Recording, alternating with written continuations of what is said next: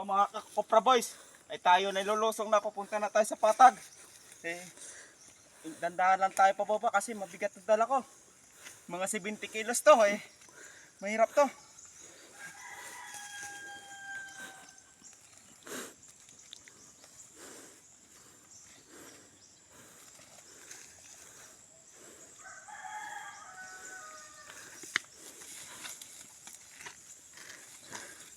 Sa wakas mga Kopra Boys, nakatayo din sa wakas.